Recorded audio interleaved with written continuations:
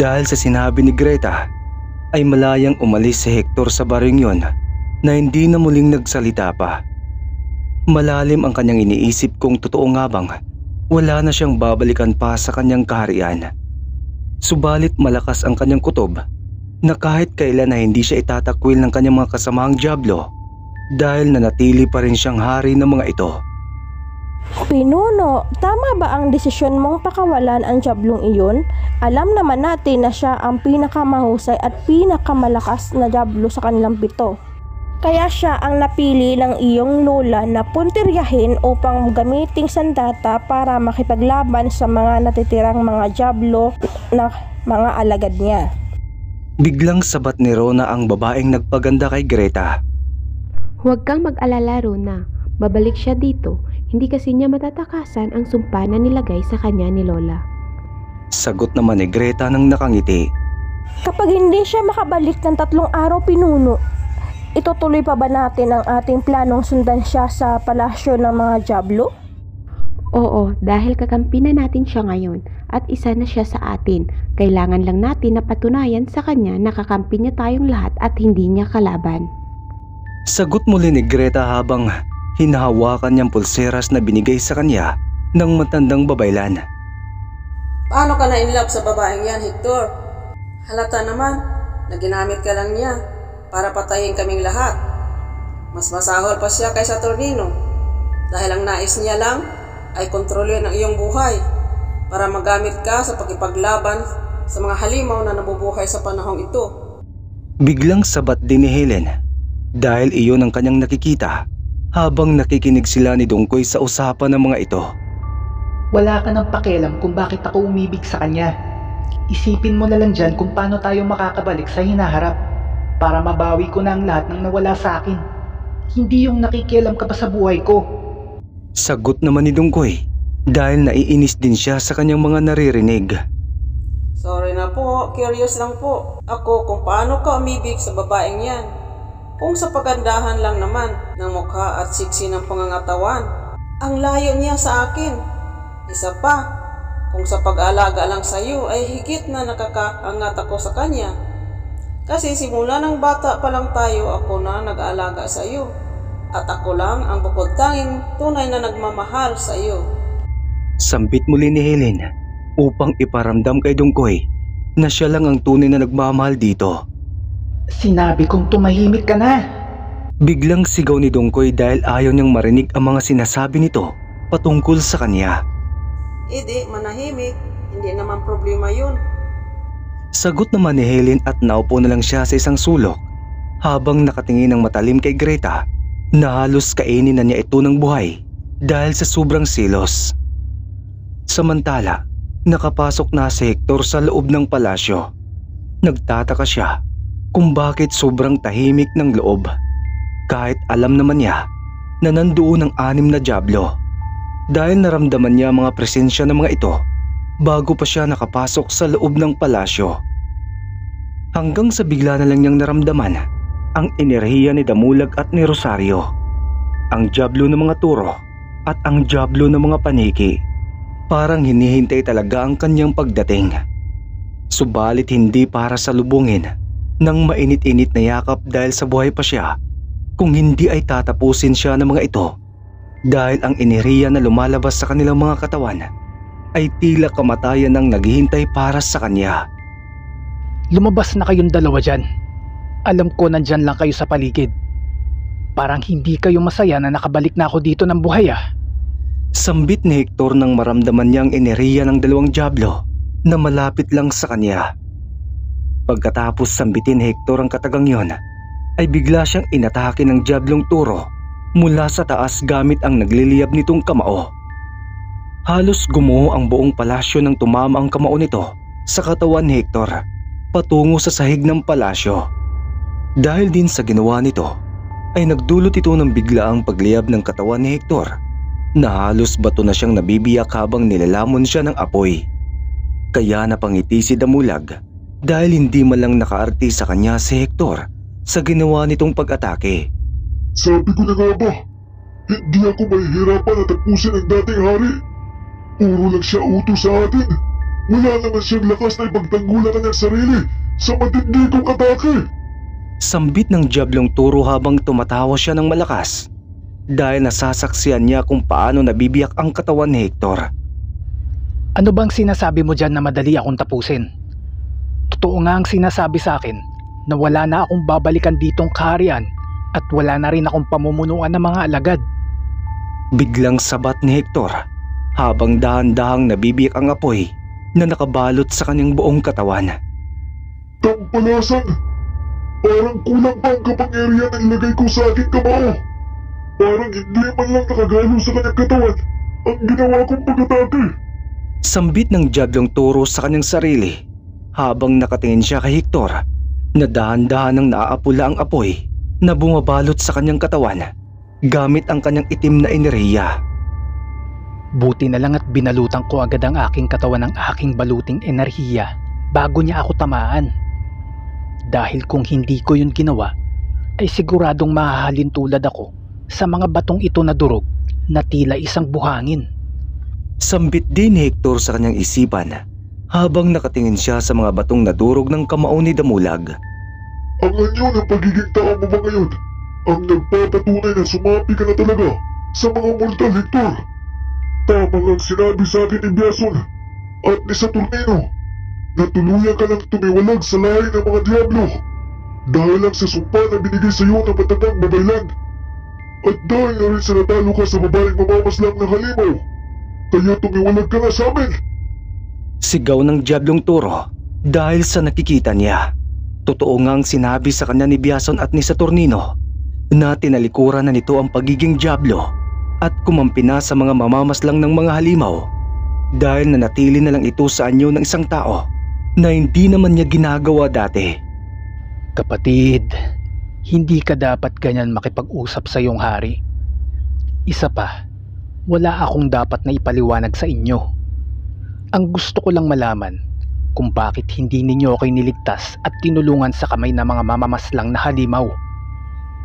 Bakit hinayaan lang ninyo ako na pahirapan nila ng paulit-ulit sa lugar na yun? Kahit alam naman ninyong nababalot ako sa isang sumpa ng matandang babaylan. Kaya hindi ako makalaban sa kanila. Bakit kapatid? Ano ang nagawa kong kasalanan sa inyong lahat at pinabayaan ninyo ako magdusa sa lugar na yun? Mahinahong tugon ni Hector sa Diablo ng mga Turo kasi alam niya na kahit magpaliwanag pa siya rito ng maayos ay hindi rin siya nito maiintindihan.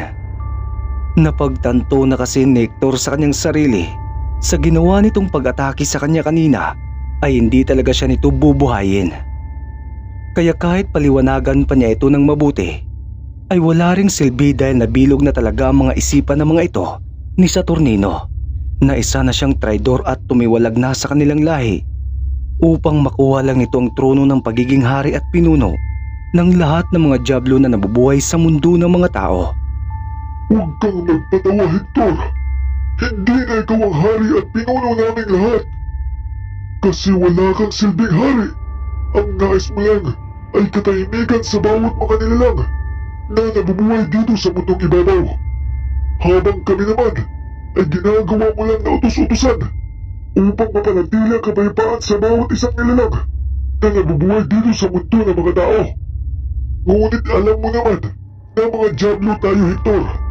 Ang nais lang natin ay magdulot sa kanila ng sobrang takot at wasakin ang nakakasukang kagandahan ng kapaligiran na nilikha ni Bathala.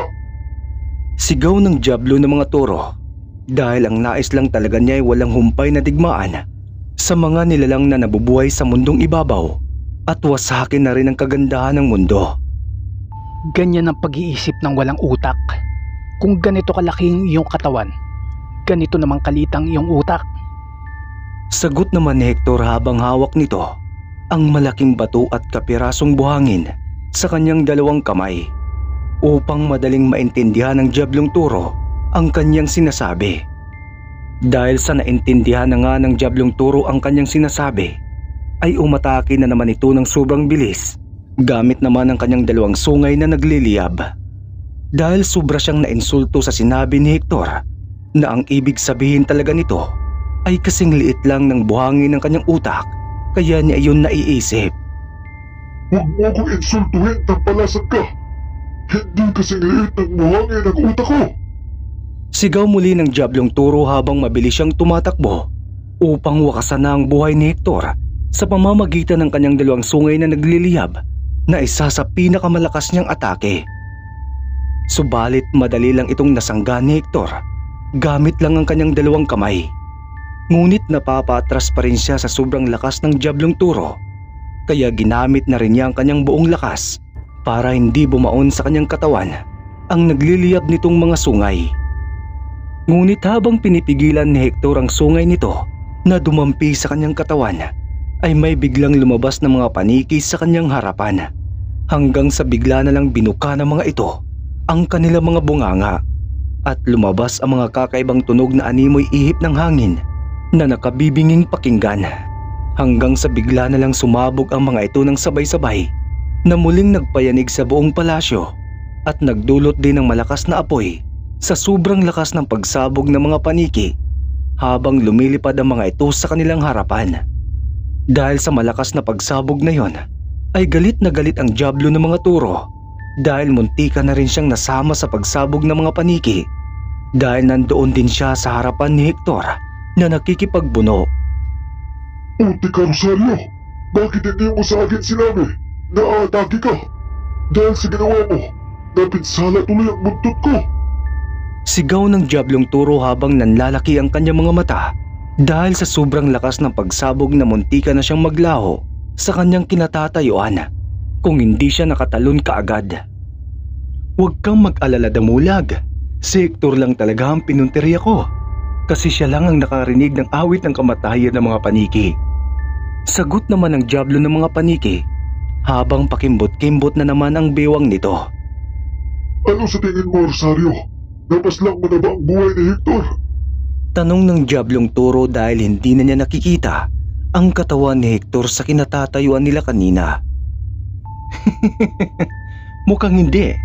Ayun siya, oh. Sagot naman ng Diablo ng mga paniki habang nakatingin siya sa chandelier ng palasyo. Bilib na talaga ako sa kapangyarihan mo ngayon, Rosario. Yan na ba ang tinatawag mong sonic boom? Ang pinagsanib na tunog at malakas na pagsabog ng mga alaga mong paniki? Kung hindi ko talaga alam ang kakayahan mong taglay, ay siguradong natunaw na ako sa lakas ng pagsabog na yun. Nakangiting wika ni Hector habang nakabitin siya sa chandelier. Salamat sa papuri mo, Hector.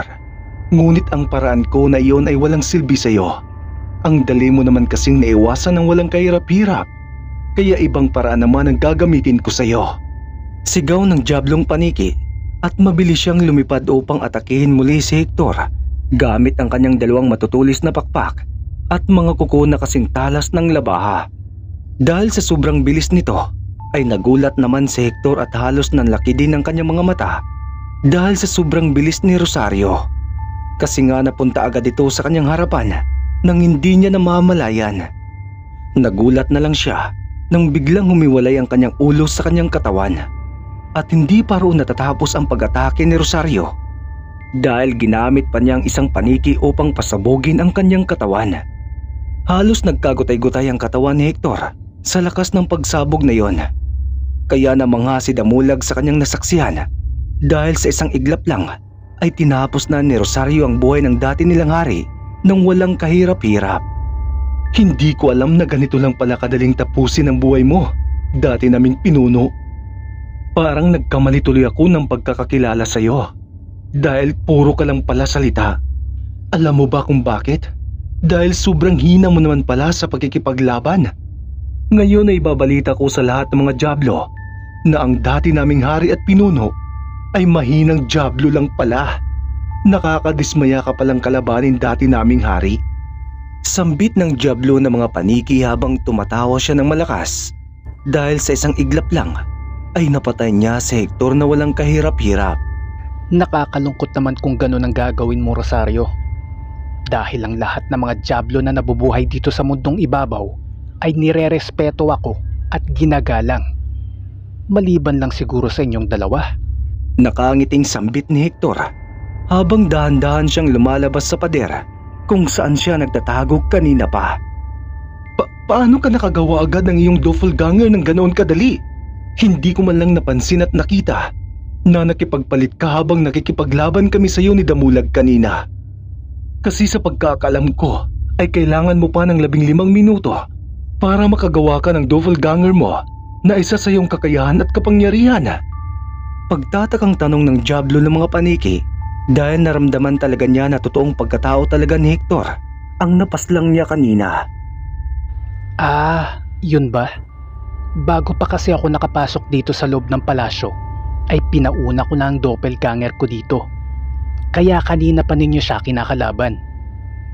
Gusto ko lang kasi muna malaman kung totoo ngang nagtraidor na kayong lahat sa akin.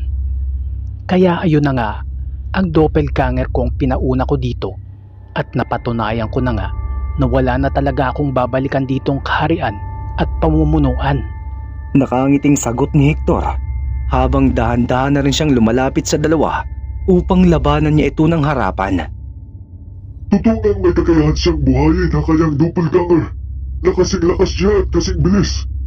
Hindi talaga siya basta-basta nakalaban, Rosario. Kaya mag-iingat tayo sa kanya.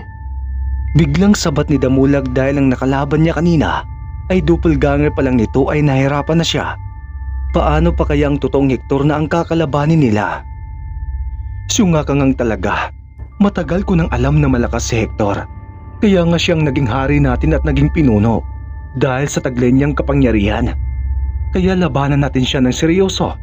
Kasi kapag nagkamali tayo ng kilos ngayon, ay siguradong katapusan na nating dalawa. Pakinding-kinding na wika ng Diablo ng mga paniki. Nagtataka na tuloy ako. Paano siya natalang at babaeng mamamaslang ng mga halimaw kung ganyan pala siya kalakas? Di, itanong mo sa kanya. Ayan na siya oh. Malapit na siya sa atin. Sagot naman ni Rosario habang nakahanda na siya sa muling pakikipaglaban sa Diablo ng mga lubo sa anyo ng isang tao. Subalit pagkatapos niyang sambitin ang katagang yon, ay biglang may sumuntok sa kanyang mukha na halos madurog ang kanyang panga sa sobrang lakas. Halos hindi siya makapaniwala dahil ang sumuntok sa kanya ay kawangis pa rin ni Hector na nagmula sa kanyang likuran. Kaya nagtataka siya kung bakit maisa pa itong doppelganger na bigla na lang lumitaw sa kanilang likuran. Dahil sa pagkakaalam pa rin ni Rosario ay isang pagkatao lang nito ang kaya niyang palabasin sa isang araw at hindi na ito muling babalik pa kung sakaling matalo ito ng kanyang kalaban o kaya'y mapaslang. Ngunit ngayon sa nakikita niya ay tila dalawang katauhan ang nilikha nito na kasing lakas ng totoong Hector na kayang makipagsabayan sa kanilang lakas at kapangyarihan. Dahil sa sobrang bilis din ng pangyayari ay nagulat si Damulag dahil bigla na lang tumilapon si Rosario sa malayo kaya humanda na rin siya para labanan ang doppelganger ni Hector na sumuntok kay Rosario. Saan ka nakatingin, Damulag? Nandito na ako sa harapan mo. Biglang sabat ni Hector habang ang mga kuko nito ay nakabaon na sa tiyan ng Diablo ng mga toro. Pampalasan ka! Malakas na sigaw ni Damulag nang makita niyang dahan-dahan ang dumadaloy ang berdeng dugo nito sa kuko ni Hector na nakabaon sa kanyang tiyan.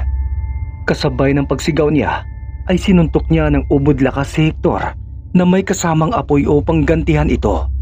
Subalit bigla na lang itong nawala sa kanyang harapan kaya wala siyang tinamaan na pinagtataka naman niya dahil naglaho na lang ito na tila isang bula kahit sobrang bilis na ang kanyang ginawang pag-atake. Hanggang sa may tumama na lang bigla sa kanyang tagiliran na malakas na sipa kaya tumilapon din siya sa malayo kung saan napadpad si Rosario. Doon ay paulit-ulit silang sinuntok at binugbog ng doppelganger at ng totoong Hector na halos pinaglalaroan na lang silang dalawa dahil hindi na sila makatayo sa kanilang pagkakahiga dahil sa sobrang lakas ng pag-ataking natatanggap nila sa dati nilang hari. Pasensya na kayong dalawa. Nais ko mang tapusin ang mga buhay ninyo ay hindi ko na lang gagawin. May plano pa kasi ako sa inyong dalawa kaya hahayaan ko na lang kayong mabuhay sa ngayon. Ngunit kapag nag-cross muli ang ating mga landas ay sisiguraduhin kong iyon na ang huli natin pagkikita kapag sinubukan pa ninyo kong kalabanin. Tandaan nyo yan mga kapatid. May naong sambit ni Hector sa dalawa habang tila mga lantang gulay naman ang mga ito na nakahandusay sa sahig ng palasyo. Putik, bakit hindi man lang ako nakalaban sa kanya ng maayos? Hindi man lang ako nakagalo sa kanyang katawan, kahit kaunti man lamang. Tatanggapin ko ang ating pagkatalo sa kayon. Subalit sa susunod nating pagkikita, Hector, ako naman ang bumubog sa iyo hanggang sa ikaw ay mamatay. Sambit ni Damulag na halos hindi na niya maigalaw ang kanyang buong katawan. Huwag mo nang pangarapin na matatalo mo siya, Damulag. Kasi habang tumatagal, ay mas lalo siyang lumalakas at tumitindi pa ang kanyang kapangyarihang taglay. Sabat naman ni Rosario at dahan-dahan na siyang tumatayo para lumisan sa lugar na yon dahil ayaw niyang pagtawanan siya ng ibang Diablo na nandoon na naghihintay rin kay Hector sa ibang palapag ng palasyo. Habang nag-uusap ang dalawa ay naglakad na si Hector papalayo sa kanila upang tumungo sa susunod na palapag ng palasyo. Katulad ng ginawa niya kanina ay pinauna na naman niya ang doppelganger niya upang malaman niya kung saan ang mga ito nagtatago. Subalit habang nakasunod siya rito ay bigla siyang inatake ng Diablo ng mga pusa na si Maria. Kasi alam nito kung sino ang totoong Hector dahil sa sobrang lakas ng kanyang pang-amoy. Dahil sa hindi na rin nakapaganda si Hector sa ginawa nitong pag-atake ay nasugatan ng kanyang likuran ng matutulis nitong mga kuko. Meow! Meow! Meow! Bakit ka pa bumalik dito, Hector? Alam mo naman siguro kung ano ang mangyayari sa'yo dahil sa ginawa mong pagtraidor sa amin ng mga kapatid mo. Alam mo naman ang batas ng mga Diablo. Kapag nagtraidor ka sa angkan natin, di ba? Kamatayan ang kahahantungan mo at ako na mismo ang hahatol sa'yo ng kamatayan. Kaya sana huwag kang magpigil sa laban natin para mailigtas mo ang iyong buhay, dati naming hari at pinuno. Sambit ng Diablo ng mga pusa habang dinidilaan niya ang dugo na dumikit sa kanyang mga kuko nang inatake niya si Hector sa likuran nito. Isa pa to, wala talaga akong kaalam-alam kung paano ako nagtraidor sa inyong lahat. Wala akong alam kung ano ang pinagsasabi ninyong lahat tungkol sa akin. Ano bang sinabi sa inyo ni Saturnino? Bakit sinasabi niyo sa akin na nagtraidor ako sa angkan natin?